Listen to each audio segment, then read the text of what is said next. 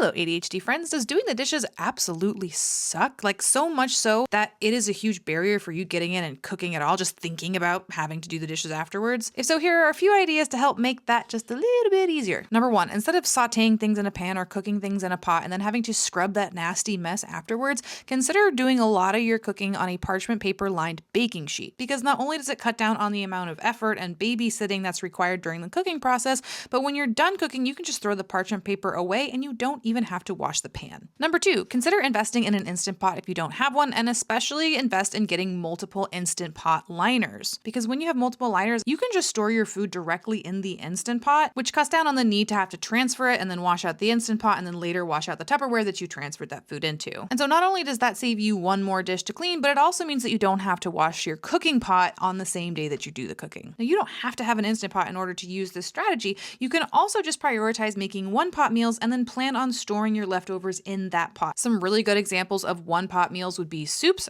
obviously, or pastas where the veggies that you're adding to the pasta can be cooked just in the pasta water. So broccoli is one of my favorite things for that. I just add the chopped broccoli to the pasta water in the last couple of minutes of cooking and then drain all of it together. And that means I don't have to dirty any extra dishes for cooking my vegetables. The next tip is to batch cook whenever you do any cooking. And that means that instead of having to cook multiple dishes throughout the week and having to clean all of those sets of dishes throughout the week multiple times, you just have to clean your cooking utensils the one time. For somebody who needs a lot more variety than that, you can't eat the same thing day after day after day, you could consider just automatically freezing those leftover portions so that you have a freezer stash of a lot of different types of meals ready to go. And the last thing that can be helpful is to come up with a list of meals that don't require a separate dish for eating. So you eat out of the thing that you prepared the food in. So one example would be things like smoothies if you made it in something like a NutriBullet, because the cup that you use to make your smoothie can just be the cup that you drink out of, or really quick microwave things. So a good example of this would be things like burrito bowls, or if you were to use frozen rice and canned beans and jarred salsa and you just put them all in that bowl and stick it in the microwave,